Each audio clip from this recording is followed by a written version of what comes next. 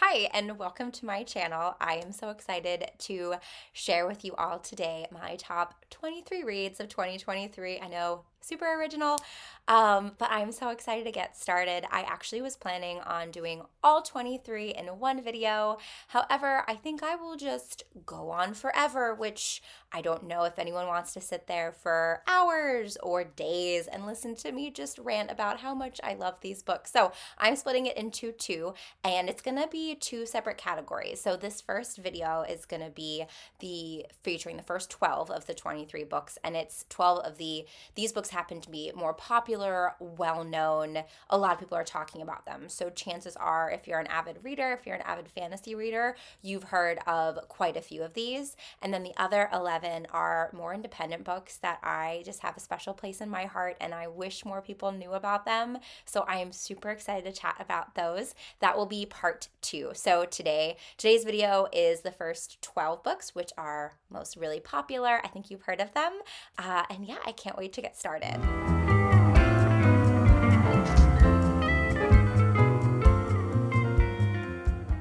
Okay, so the first book on the 20, I know, look at me, I'm all like fancy. This is not an iPad, people. This is literally stapled paper with all kinds of notes. I'm excited. Okay, so number one on my list, and by the way, I should preface, these are not in any order by any means whatsoever. So these are just literally, as I was thinking of them, I went through my Goodreads list and just put them out. So again, don't take this as my top or number 12, and I'm counting down to one. I'm just going. So number one is A Kingdom of Flesh and Fire. Kingdom of Flesh and Fire. This is book 2 of the Blood and Ash series by Jennifer Armentrout, which, by the way, I am so bad at pronunciation. There will be words that I will not even attempt. I shall not attempt to speak them because they will come out so embarrassingly wrong. So I apologize if I say anyone's names wrong. But yes, so Jennifer Armentrout, I think, fingers crossed. If I don't think I know how to say the word, I'll just say it really, really fast. That's what I'll do moving forward. And you'll be like, what the heck did she just say?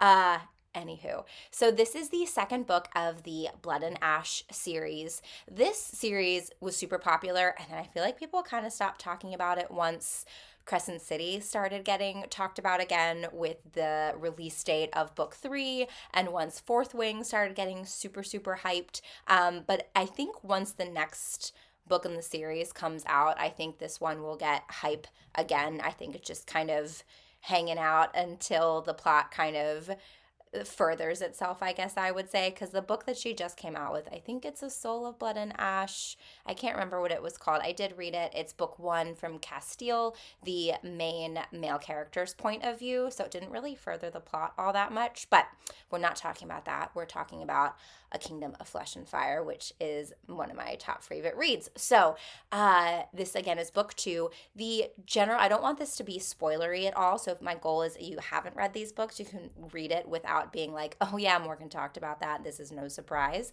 So kind of the general premise of this world is, it actually took me a while to want to read these books because the author actually did a really good job, I feel like, it kind of keeping it hidden. Like when you read the back of the book, you don't know everything that's going to happen. And I wonder, I might have notes here. I don't actually have the plot notes. So I'm just going to have to tell you what I think the plot is about. It's basically this main character. Her name is Poppy. She is in this world. It's a magical world. It kind of feels post-apocalyptic. Again, can't speak. Kind of feels post-apocalyptic at times. And but it's not like dystopia. It kind of has dystopian vibes. It kind of is, because it's kind of a sad world. Kingdoms have broken apart. There needs to be this maiden. People get ascended. And it's interesting is this author does things that I really enjoy, where because some of the characters have knowledge of these things, the characters don't just go on a rant explaining them for the sake of us, the readers. So things get talked about and you're kind of like, what the heck is this? And then you find out people don't really know what all is going on in society. Like, people think they know what ascended means, but they actually don't. So it's really interesting. It's a really, really rich world from a political standpoint and history standpoint. And book one of the series follows Poppy. She is what's considered to be the maiden, and there's something super special about her ascension, and that's about it. That's like what we get from the back of the book.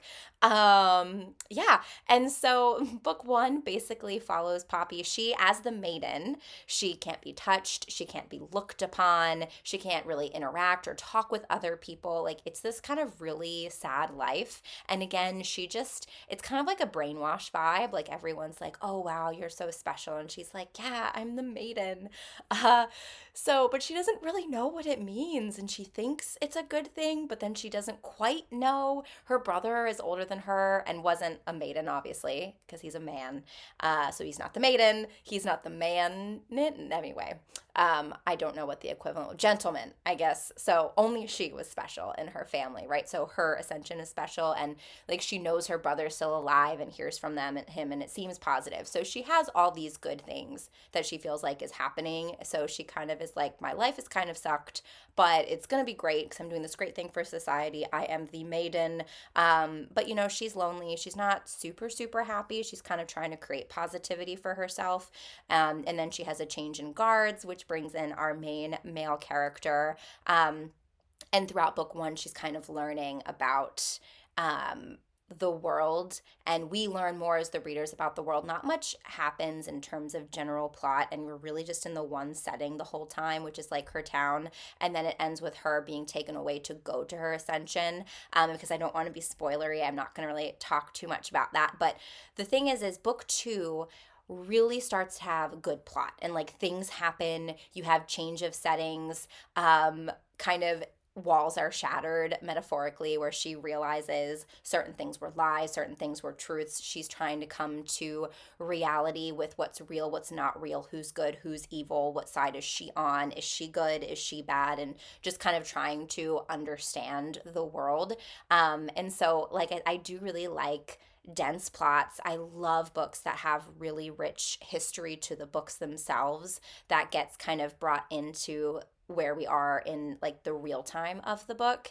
And so I do like this series. I did in this year in 2023, I did read all the books that are available. This one was definitely my favorite because I thought the dynamic between the male main character and the female main character was wonderful. Again, this is not again, but this is also an enemies to lovers type of book, but they don't always know that they're enemies, which is kind of interesting. But then at times when they do realize they're kind of on opposite sides of the chessboard, so to speak, I find that that's what a lot of authors do to like in book one, you can bring the characters together, but you have to find a reason to bring them apart, to bring them together again. So in book two starts with them separate again, and I like how they come together again. I feel like that's not a spoiler. It's inevitable. You kind of know through book two, and it's just really interesting how Poppy, our main character, evolves. So if you start the series and the first one isn't quite to your liking, I do highly recommend staying and sticking through book two, because this book really was quite enjoyable. And I feel like what you crave in book one and you feel like you're not getting in book one, you definitely get in this book. So yeah, and one fun thing that I love about Poppy, she is so inquisitive and asks so many questions because again, she wants to know what's going on. And so, while not a lot is happening with the plot, she's asking the questions that we as the reader are also asking. So she kind of helps further things along for us. And I love it because we get questions answered and things. And I really like her as a character. She's a fun character to read, and she kind of helps us out by being curious herself. So that is A Kingdom of Flesh and Fire by Jennifer Armentrout, Blood and Ash, book 2. So next on my list is A Court of Silver Flames. By Sarah J. Maas. This book, I feel like a lot of people are like hit or miss with this book. Some people love it, some people don't love it. This is kind of this is book 5, technically book 4, I guess. Book 4, I consider it book 5. Book 4, Kingdom of Frost and Starlight, is a novella, and it's kind of a bridge book, I would say, between the first 3 books, which is kind of its own trilogy, to get it to the next part of where they're going with the overall plot of the world in Prithian, which is the magical Feyland that this takes place. So this is a Fey high fantasy book. The trilogy, ACOTAR, the first 3 books, ACOTAR, follows Feyre and Tamlin and Rhysand, and that's kind of separate. You obviously need to read those books. This is a situation where you do need to read those books to really get to this book. But the plot of this book follows, there's 3 main sisters in the series, and this one follows Nesta. And I think this is where a lot of people don't like this book, because a lot of people don't like Nesta. I actually love Nesta. I loved hating her in the first couple of books, but I really loved her story in this one. And I think one of the things that I really enjoyed about this book actually was less of the plot. I enjoyed the plot, but it wasn't as strong as the first 3. I thought the ending was actually super weak and a little disappointing. But overall, why I love this is because Nesta feels a lot more real. The choices that she makes can sometimes be really selfish or confusing, but I feel like they're actually really reflective of how people live in the real world and society. So I feel like it's really easy to relate to her and to understand her.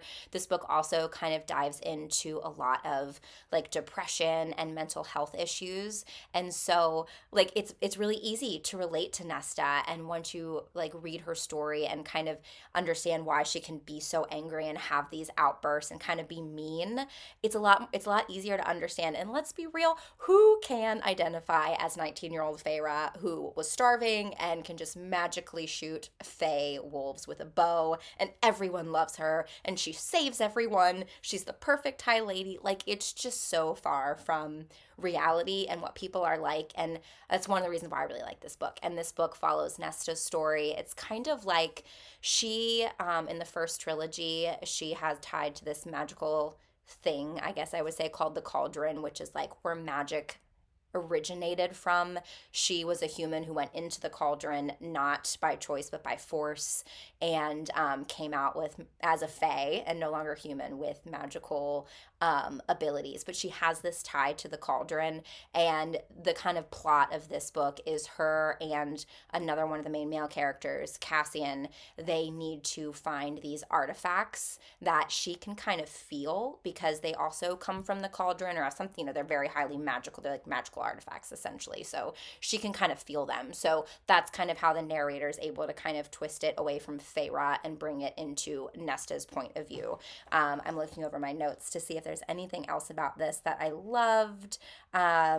Nope, that hits all the points. So that is Court of Silver Flames. I am really excited for the next book because I do think it's going to hit on Elaine, and I hate Elaine. She's by far my least favorite character in the series, except for Moore. I know people love Moore. I really don't like Morgan at all.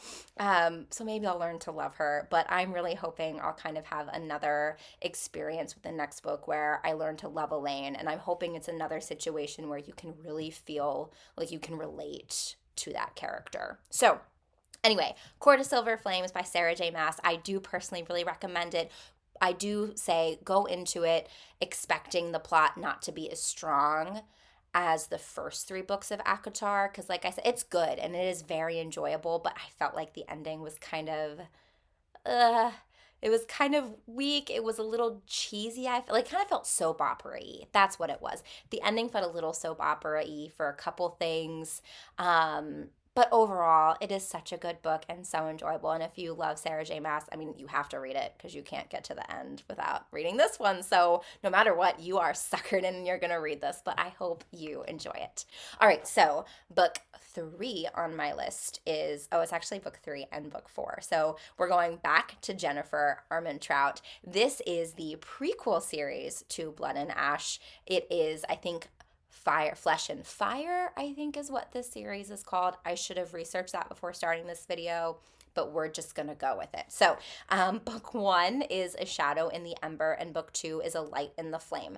I am so loving these books. I will say though, you could while this is a situation, I think this happens with a lot of prequels where there's a lot of time in between where you could read the prequel first. Like Lord of the Rings, you can read The Hobbit first, or you can read the main Lord of the Rings series first. It doesn't really matter. You're gonna, be able to get both. They're not really dependent on each other, but they relate to each other. That's the situation. I do not think you would enjoy this book unless you've already started from Blood and Ash and have gotten through the first probably four, actually all of the four books that are out, because it's really fun reading these books. Oh, reading these lovely ladies over here.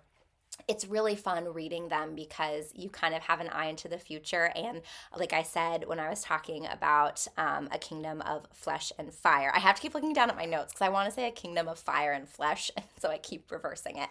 But a lot of like light bulb moments go off, and it's like, oh, like I actually feel like the author does a much better job in this series explaining the world, because the world that these books take place in is super, super intricate. Like, I probably have to read these books, not I, like me, like everyone probably needs to read these books multiple times to kind of fully grasp. And the names are weird, like Ascended, Dissenters, Wolven, Vampire, Cravens. Like, there's a lot. Primals, gods, Draken.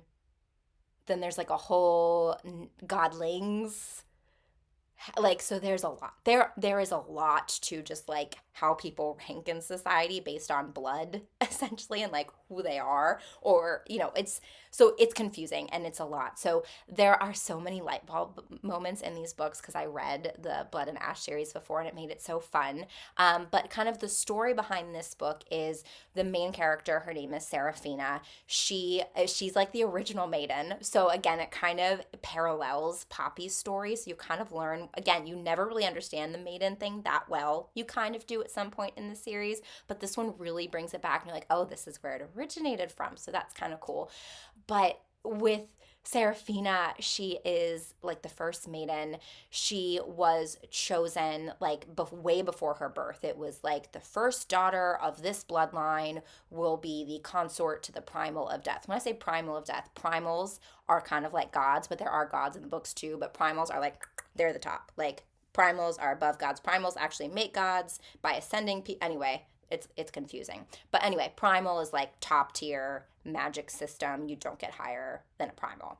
So she's, before she's even born, chosen to be the primal of death. And because, like I said, primals are tippy top, like when she is born, she is like shrouded again behind a veil. No one can really see her face, touch her, interact with her. People don't even know that she was born of the queen and the king. And then her father actually dies and her mother gets remarried and has two other children. So she has these step siblings who are treated as the prince and princess, and no one has any idea. At least I don't think they do. I can't remember exactly. Maybe they do, but they don't. But basically, no one really knows who she actually is. They just see her as, wow, the maiden. Again, this whole maiden thing. I would love to don a white dress and people be like, wow. But I digress. So people like love her for this, and then she goes to be the consort, which is essentially equivalent of wife. It's like an arranged marriage, essentially, is what it is. They take her to the temple of the primal of death to present her to be his wife. It's when she's like 17 years old, super young, right? And I'm reading the book and I'm like, oh, this is gonna be enough. I don't like it when the female main characters are young. I prefer at least like 20. Like, age them up just a bit. It makes it much more realistic and more comfortable to read. I feel like, let's go back to the book. So the primal of death shows up, takes a look at her and says, nah, I'll pass, and leaves. And it's so sad. And this happens like in the beginning of the book. This is hinted at like in the back. And so then she's just like, she's trained her whole life to be his consort. Side note, she's also trained to kill him. Like, the world is depending on her to kill the primal of death because the world is like suffering from this like blight on the land. And I can't remember why, but there's a general belief that the primal of death is to blame and killing him will solve all the problems, right? Of course it will. So, and then he's like, nah, pass, don't need ya, and leaves. And everything that she was raised to be like she can't be it, and like her mother, the queen, like treats her as a failure. Then she's like thrown in like the equivalent of like a Harry Potter cupboard under the stairs kind of situation. No one knows that she's like the princess, and now then she's just, because she was trained as an assassin to kill a primal, again, top of the top, because she was trained to do that, she just becomes an assassin for the queen, and no one knows that she's actually the princess, and she's abused by her family. She's so unloved, and it's just awful. It's just so awful. But eventually, he does actually take her. I can't remember the exact circumstances as to which it happens, but that probably, I think, happens like around halfway through the book. But these books are so good, and then their story is so interesting because there's definitely love story involved, but I just think the plot and the world building is so fun because it really gives you eye-opening things to the things. Why am I so confused? In Blood and Ash, you're like, oh, now this makes sense. So I really enjoy it. I enjoy the magic system behind it because it's not super magic-y. It's more of a political book. Like sometimes I get kind of Game of Thrones vibes from it in terms of just like, ooh, dreary, dark, lots of different kind of monarchs, primals, gods going on. None of the characters are really fully redeemable. They're all kind of good and bad at this. Everyone's morally gray, right? Everyone is morally gray. So it's such a fun, it is fun, and I'm really enjoying it. I'm actually currently, because it's January, I'm currently reading the third book of Flesh and the Fire. I think it's either a Fire in the Flesh or a Flesh in the Fire. It's something with flesh and fire, and I'm enjoying it. And it's definitely, it's interesting because now that I'm there, I'm seeing kind of where she's also going in the books in the future, and I'm really excited to kind of see how they kind of come together in a way. But long story short, it is a super fun book. It gives you lots of aha moments if you've read the Blood and Ash series. It also feels different. It's not your standard like forced marriage and then they're forced proximity and they fall in love. Surprise, they're fated mates. Like, no, she's trained her whole life to kill him and she thinks he's gonna be his wife to kill him, and he says, nah, I don't want you. And then she suffers, and then she actually ends up liking him, and then she's torn because she's like, but I need to kill you to save my land, even though the people of my land hate me and are terrible. So it's good because it's just different. It's refreshing from a lot of the high fantasy books that are out, and that's also one of the reasons why I really enjoyed it. It was kind of, while it was very dark, and so it's hard to say it's a breath of fresh air, it really was, because it's different, and sometimes we just need something a little darker, a little different, also a little bit more rooted in reality in terms of how people actually are. Like the actions people take in these books, I feel like are how people would act in real life. Not in similar type of situations, right? Like no one's going to be faced by meeting a god. Do you want, that's not real life, but just the interactions between the different characters really does ring true. And I appreciate that. So now we are on to the next book. So that was technically books 3 and 4. So our next book, which is a lot of books. So I'm just going to go straight into it. This is book 5, 6, 7, 8 of my top 12 of the popular books, and it is the Throne of Glass series. Not all of them, but a good chunk of them, as you can see. So I will feature them here. So, Throne of Glass. This is by far, not by far, I shouldn't say by far. I love this series. This was Sarah J. Maas's first true series. But ACOTAR right now gets all the hype because it's more popular. A lot of people read ACOTAR and then go to Throne of Glass. I love this. So as I've mentioned, I love a dense plot. I love a plot where there's lots. I love multiple characters. I don't like it when there's like one or two main characters and then the rest are just kind of sidelings. Like I really like it when the side characters become more main and have really well developed plots and histories themselves. I really like, it's funny, I've actually never read Lord of the Rings, but I probably should because I love it. I really like the idea of there being like 5, 6, 7, 8 main characters. But again, you kind of have to work up to that. Otherwise, you'll never want to read a book where from book 1 you have 8 different points of view you're trying to follow, which is what this turns into. So Throne of Glass, to kind of give you a general overview of what it is, because it reads so different from ACOTAR. Like you are not, if you finish ACOTAR and like, I'm gonna go read Throne of Glass and it's gonna be great, because you think it's the same, you are in for a rude awakening because it is It feels very different. It reads different.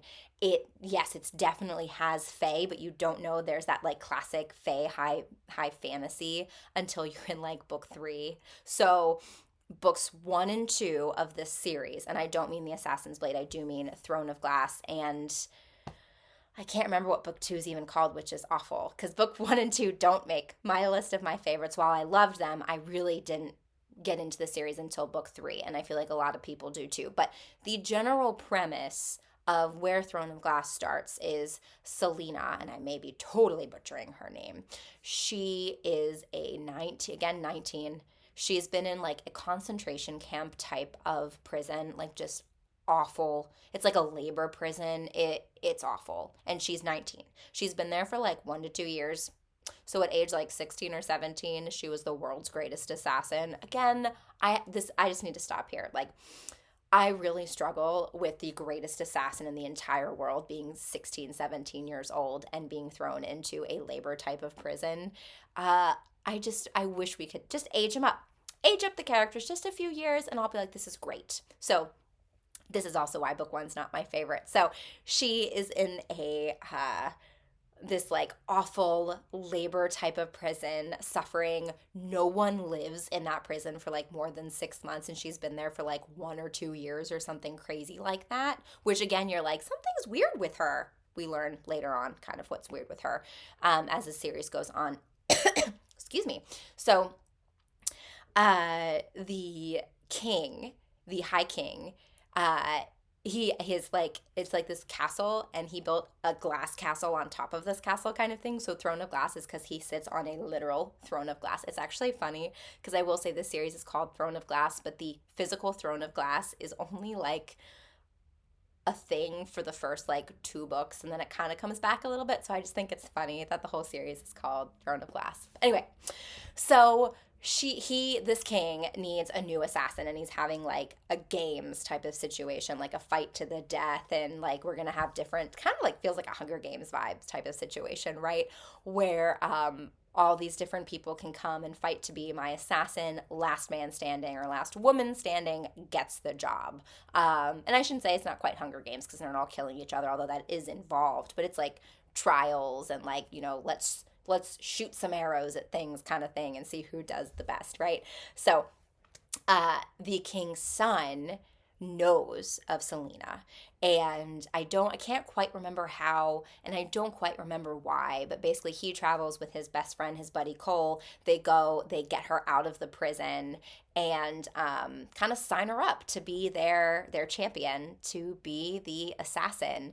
The king, by the way, is the one who put her in this labor prison thing, so she is not thrilled to see him again and to take his money and being his assassin. And while I will give you a spoiler, but it is a spoiler that while it's not explicit on the book, you know this going into it because there are a total of 8 books in the series. Well, true prequel and 7. She wins.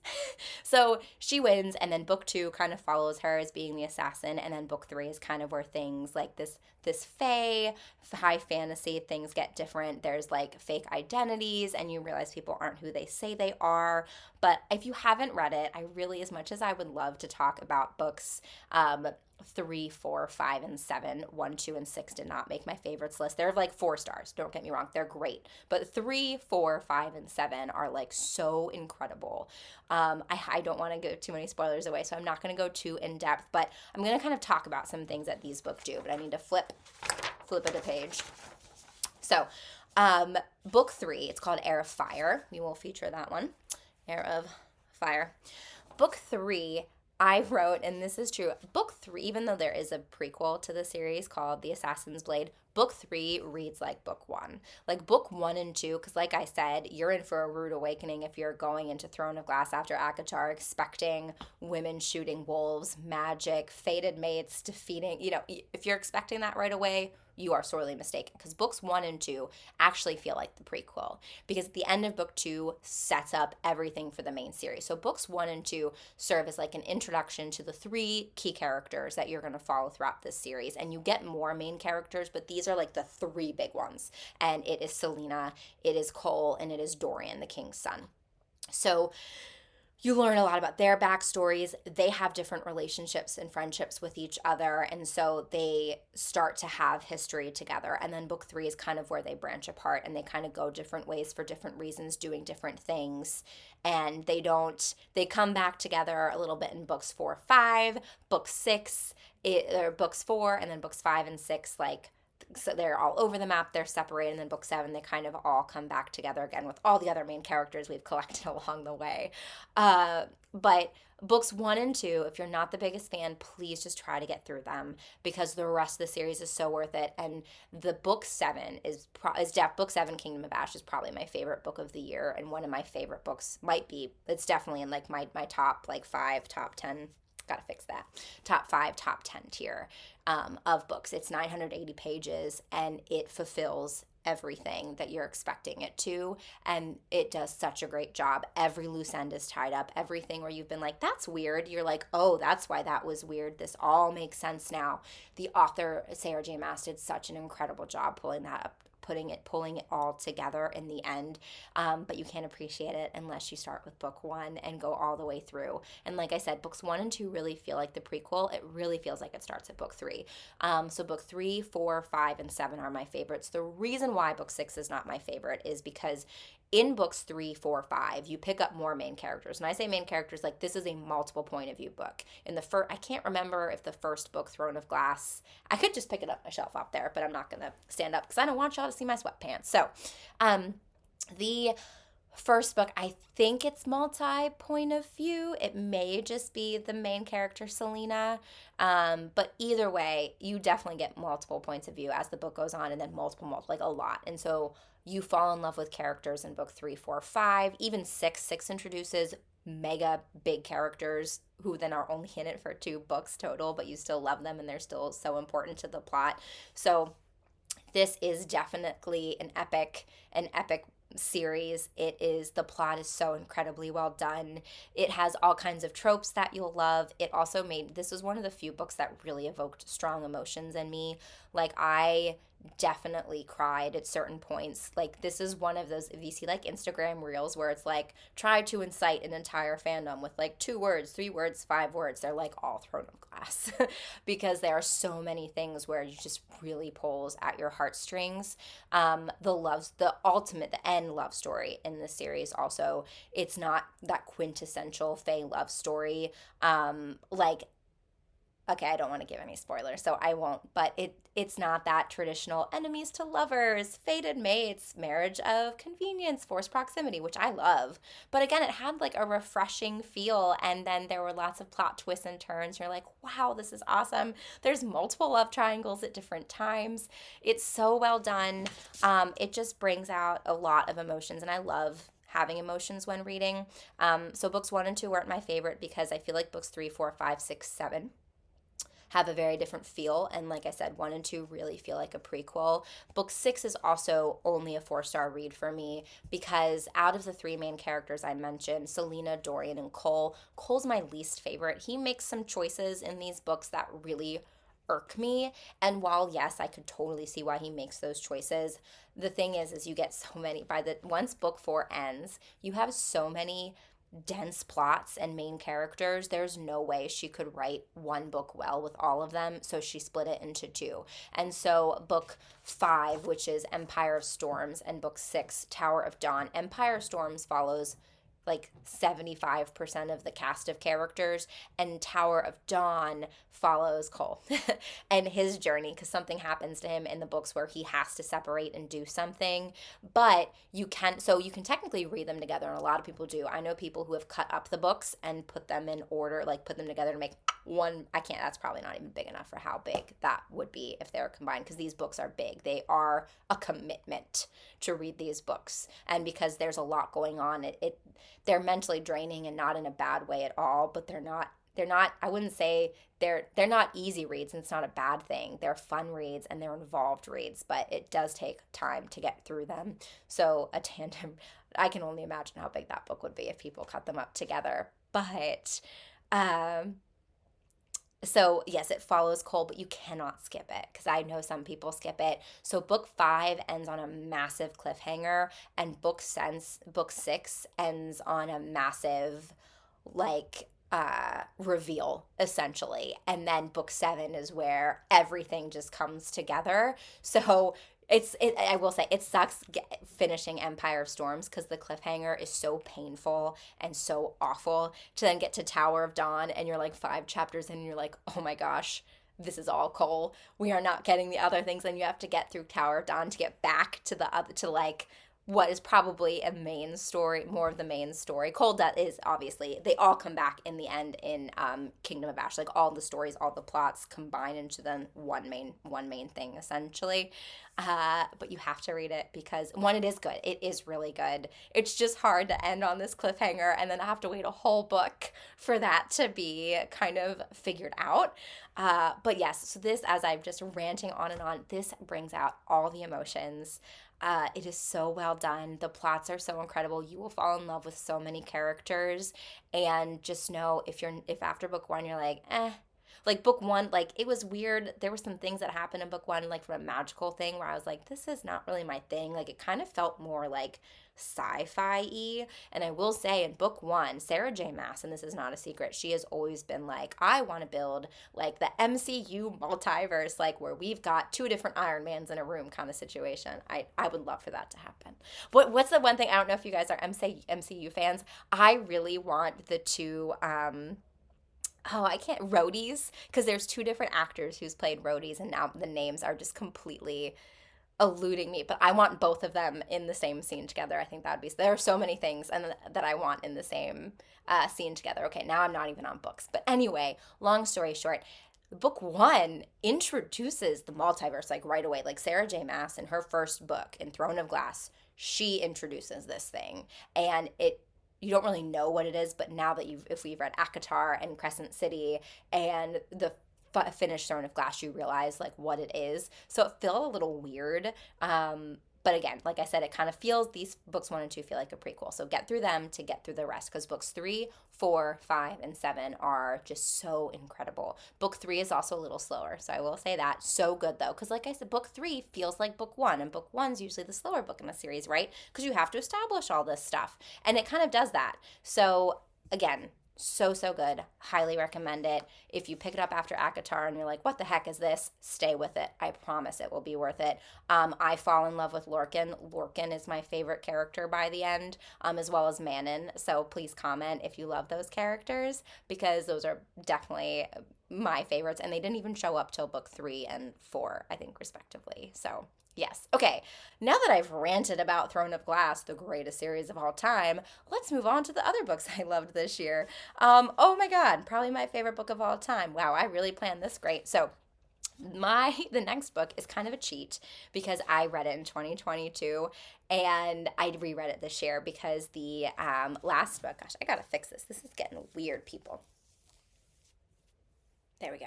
So I reread it this year to prepare for the release of book 3. And this is the book I want every human on earth to read because it's so fun. It's so great. It gives you all the like angsty, yearning vibes. Is the Ballad of Never After by Stephanie Garber.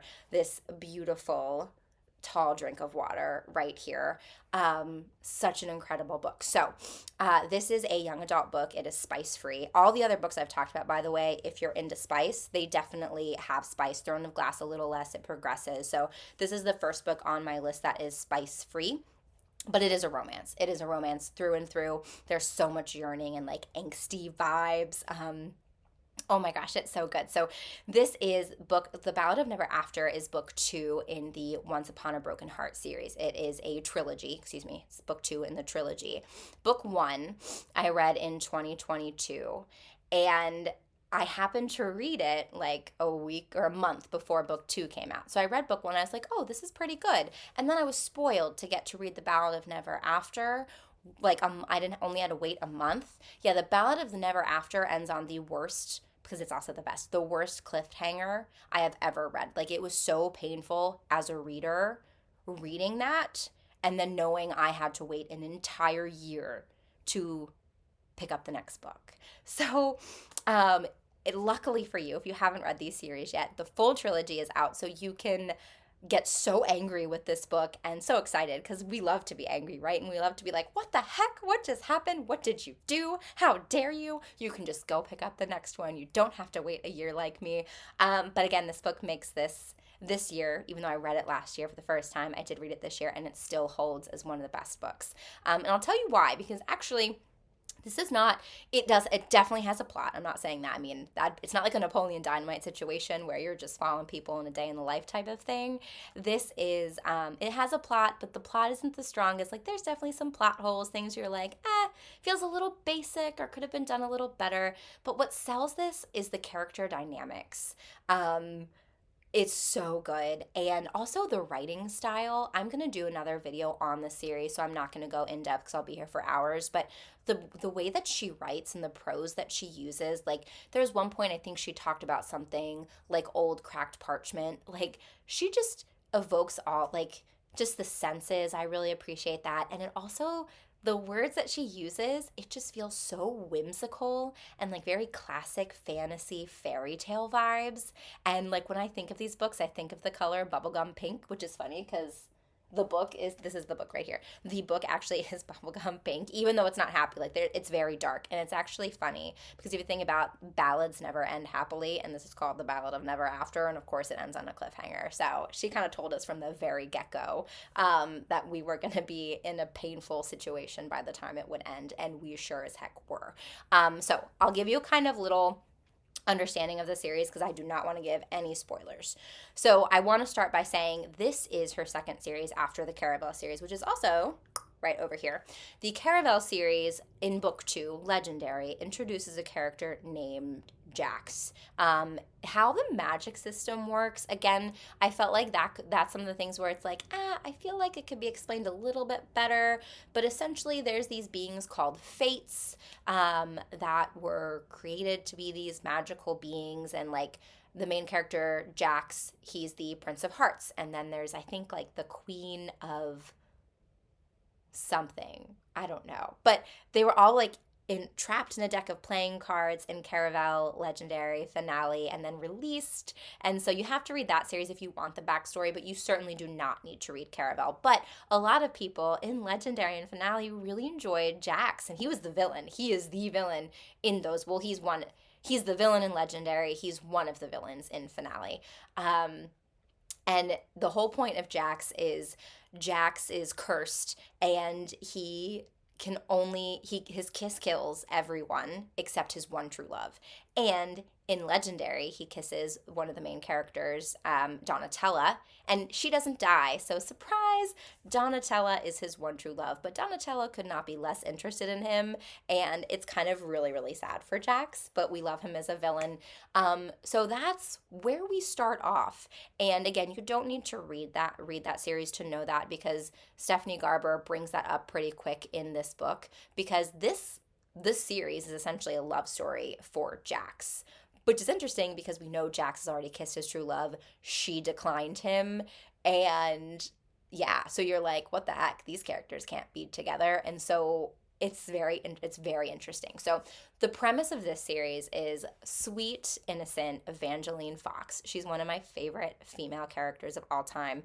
Why I'm going to do another video on it. I will tell you why a little bit here is because all the other books I just talked about, the female main characters are like these badass women, like it's 17, top assassin in the world, shooting wolves with arrows in the eyes, trained assassin from the age of 5 to kill the most dangerous primal of all time. Like, no one can relate to that. Evangeline Fox, she's not a fighter. She's just an innocent girl, and she's had a hard time with life. She feels like it's not a Cinderella story by any means, but she kind of, like, her mom died, then her dad was remarried, and then her dad died, and so now she kind of lives with her like stepmom, who clearly doesn't really like her all that much, and she falls in love with another character. I'll get to that in a second, but essentially she's not a fighter. She doesn't know how to use a sword or a bow and arrow, and all throughout these books, the full trilogy, she's literally just doing the best with the limited knowledge that she has and trying to stay positive and happy and make the best choices, and also try to figure out who's the villain and who's not, like who's being truthful and who's not, and just trying to sort through this. And I love her for it because all these other books are like, Selena from Throne of Glass is going to be like, here's my 12-page plan on how we're going to kill all these guys and win. And Evangeline Fox is like, oh, I really don't know what to do because I am not qualified to fight this battle, kind of thing. So I really love that as a character because it's such a refreshing thing from what we typically get. Somehow, all these female main characters in books just end up being like the best in the best of like they should be on the front lines type of situation. I'm like, that's just so not so far from, that's even farther from reality. So I really enjoy Evangeline Fox and it's fun. So the story is that she, as I mentioned, she fell in love, and then the man, and again, she's young. I think she's 17. Which bothers me, but we're going to let it go. I pretend that she's like 21. So she's young. The man that she's fallen in love with is under a curse, and like forgets that he loves her, and then is engaged to her stepsister all of a sudden out of nowhere. So Evangeline Fox goes to the Prince of Hearts' cathedral because that he's like a god type of figure, and because he's the Prince of Broken Hearts, right? She goes to his cathedral and prays to him and is like, please stop this wedding. I love him. I know he loves me. He's cursed. And then Jax appears, and then everything just kind of starts from there. And so she travels across the country, and then it's just her, like her goal in life is to have a happily ever after, and Jax is like, yeah, those don't exist, but essentially she gets pulled across the country to go do some things. So it's kind of irrelevant, but essentially where she ends up is she ends up being engaged to a prince, but then he kind of dies / not dies. Like no one really knows what happens to him, and she's kind of framed, and she kind of ends up with Jax to kind of figure this out. So they kind of end up on like this quest together in book 1 and book 2. It's kind of 2 separate quests and 2 separate kind of like running away type of situations. She also, when she made a deal with him, it put a tattoo, like she got what she wanted, like the marriage was stopped in exchange for 3 kisses, which of course not like kissing him because he would kill her because he's already killed his true love. But the thing is they kind of start to like each other, and you're not sure if he likes her, and she's also not sure if she likes him. So, but the writing is so well done. It is so fun. It's also so different from the other fantasy books that I read, and so it was just a refreshing read and so enjoyable. But this book made me so happy. Again, this is book specifically book 2, The Ballad of Never After. I highly recommend, you have to start with book 1, but I would read book 1 and know book 2 is the strongest of the trilogy. Book 3 I actually was not the biggest fan of, but I'll talk about that in another video. But when I read book 1, I was like, oh, this is fun. And if that's your feeling, definitely don't let book 1 not being the best book of all time stop you from reading Ballad, because Ballad really is an incredible book and so fun, and the love story in it is so fascinating, and the way that she writes it is kind of genius, and I just hope you enjoy it as much as I do. So we are moving on. We are so close to being done. Next on my list, oh my god, next on my list is a book no one's heard of. It's called Fourth Wing. Fourth Wing, also here, Fourth Wing. I feel like I don't have to talk about this one too much, but in case you haven't heard of Fourth Wing, okay, so I'll tell you why I liked it while also kind of describing it. Is this, I usually don't read dark academia or academia books in general. Like Harry Potter, loved, but other academia books, not really my thing. I'm not a big fan of school settings. Just me, just the way that I am. But I really enjoyed this because I do like a good dragon story, but this was kind of refreshing because it was different. Like the dragons in this books are like the cavalry, essentially, like they're on the front lines like fighters, and they pick like a rider, where other dragon fantasy books are like the dragon actually transforms into a human, and then he meets a woman, and that's his mate, and then she has his little dragon human drakling babies, and like that's how most of these dragon books go. And this is completely different. Like the dragons and humans are not love interests of each other. So I really appreciate that was different. But this is a situation where it is a kind of like the Blood and Ash. I actually think if you like Blood and Ash, that series, I think you'd like Fourth Wing, and vice versa, because they are both so dense in terms of world building and plot building and lots of history that you have to understand, as well as a lot of political things going on. And you don't know like you think you might know what's going on, but you don't. Um, and it's fun. So I did read book two this year too, Iron Flame. Not my favorite, still really enjoyed it. I will say this: you are lucky if you haven't read these books yet, and book two is already out, because reading Fourth Wing, you just get a ton of information, like information overload on the world, the political structure, the history. And book two assumes you took a test and remembered every single detail up from book one, and you don't need a refresher at all on anything. And book two was hard for me to get through, and I only had like a 4 month gap between reading the two of them.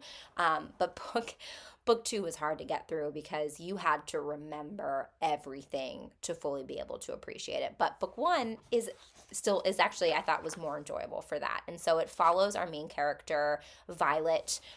She has some sort of like tendon, or she, disability, which I really enjoyed. And she wants to be a scribe, which is essentially like, at different ages, I can't remember exactly. Like, I don't know if everyone's forced to go into a college or if you choose to go into this Basgiath, can't pronounce things to save my life. If you choose to go into this college, there's like there's different things you can choose. And so she wants to be a scribe because she's highly intelligent, she's a reader, she knows like all the languages. And scribes essentially just transcribe books from different languages. They know everything, they're knowledgeable, they're like librarians, but like the greatest librarians of all time, who know everything about, like, they've read every single book in the world and can answer every single question that you have. And that's the kind of person that she is. Like, she is intelligent, she is a bookworm, she is not she doesn't you don't think and she doesn't think that's the other thing, she doesn't think that she is a physical person. But her mother is like the commander of the dragon army and does not allow her to go to the scribe quadrant place, like the scribe people. Her mother forces her to go to the rider thing, which like 75% of people die in their first year. So her mother essentially like and especially considering she has a physical disability, her mother like sentences her to death. So there's a lot there to unpack, and then I find to be really enjoyable. But it's kind of a story about like Violet really discovering herself and what she's capable of and who she truly is. And there was a rebellion years ago, and these like children of the rebellion are now old enough, they're like her age, and so she's interacting with them. That's also where we meet our main shadow daddy, Xaden. If you don't know that by now, like, Xaden is like who everyone talks about. And it's just really interesting seeing these characters come together. And there's also a war going on, and you kind of know as a reader something's not quite right. And Violet knows too. She's like, something just doesn't seem right, something seems off. And then it ends, and it ends on a cliffhanger, but a good one. Like, oh, I'm so excited to read the next one and see where this goes. Book two also ends kind of on a cliffhanger, but I enjoy it because it's very dense in terms of plot and world building, and it's very unique. But this is a book, I will warn you, you must pay attention to it. Every single detail matters, because book two will be very difficult to get through if you don't remember all the little nuances of the history of who different people are. Like, there are characters who are relatively small in Fourth Wing who then come back in Iron Flame, and you're like, who is that? And you just are expected to know.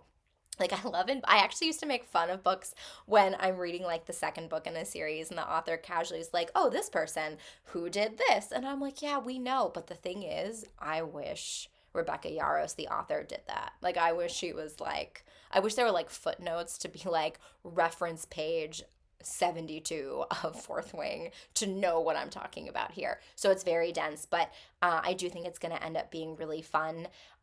This is an enemies to lovers situation. I know a lot of people panicked because the enemies to lovers kind of came to a conclusion like it's 60% through the book, and we're like, wait, there's supposed to be like 4 more books. I will say she does a really good job at she's only on book 2, but she's done a really good job at kind of keeping the interest in that relationship and the dynamic of that relationship different and changing, and I do think she's doing a good job with that. So I do recommend this book if you really like dense plots and if you like a lot of political intrigue. Again, this is not just a fantasy, a romantasy. There's a war going on and you don't quite understand it. There's lots of political things, there's lots of history. So if you enjoy very dense books from a content perspective, I do think, with fantasy, of course, I think you'll really, really enjoy this book. So, Fourth Wing. Okay, next and last on our list are books 11 and 12. And I love these books, and we're actually going to take a turn. I will say Fourth Wing also has spice in it. So if you're not a spicy person, probably wouldn't like it. It's not that spicy. Iron Flame has a lot more spice in it, but there's spice in it. So the next book is spice free, but lots of romantic angst and super good. So the next books are Mary Pearson's Dance of Thieves and Vow of Thieves. So this is a duology. This set is so good. I put off reading these books for so long. When I first got back into reading in 2021, I think 2022, I mean, not that long ago. I used to be an avid reader, took a couple years off, kind of came back to it.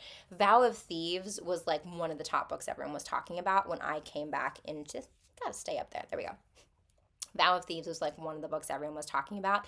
And I kept reading the back and I was like, it's a really thick book and it doesn't seem super exciting. Like, that seems like a lot of pages to get to when the plot doesn't really grab me that much.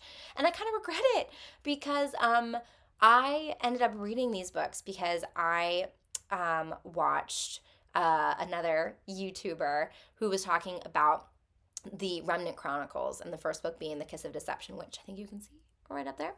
The Kiss of Deception, which has a shocking plot twist that I never saw coming. And as an avid reader, like, I see most things coming, and this shocked me, and I will never talk much about it because I don't want to give you any kind of clue as to what the plot twist is, because I didn't even realize it until it happened. I was like, what? This was not, I knew there was a plot twist. It was not at all what I was expecting, and it shocked me, and bravo, Mary, you did an incredible job with that one. But I love that series. And so I was like, okay, I'm going to do Dance of Thieves and Vow of Thieves. And I like these books even better. So the premise of this is there is, you don't need to read, by the way, the Remnant Chronicles, Kiss of Deception, Heart of Betrayal, and something of Darkness. Can't remember. So you don't need to read that first. It does give a helpful backstory though, but essentially we follow the main female character. Cassie is her name. She is like an assassin, kind of like she's an assassin. Lots of assassins, I guess. I guess I'm an assassin lover. She is an assassin for the queen, and she's sent to check on this other like area of land because they believe that there's this like evil dude who escaped the first war, the war that takes place in the Remnant Chronicle series. They think that he's there, and they're trying to get him to kind of just like put him in jail because he's super evil, did a lot of bad things. And they're going to this land under the guise of like, we're just checking on our people who live here and making sure everything's okay. Like, they're kind of like going like almost like ambassadors, checking on things. And then the main male character, his name is Jace. He's kind of like the head of that area of land, and they have some issues because they're like, we were the first kingdom ever made. Like, we have the history to back it up. You won't recognize us as a kingdom, yet you and all these other people keep coming into our land, treating us like we belong to you when we don't belong to anyone. And so it kind of gives off this like it has a Robin Hoodie vibe to it, even though there's no stealing from the stealing from the rich, giving to the poor situation. But it just kind of feels like outcast, outlaw type of situation. It's so fun.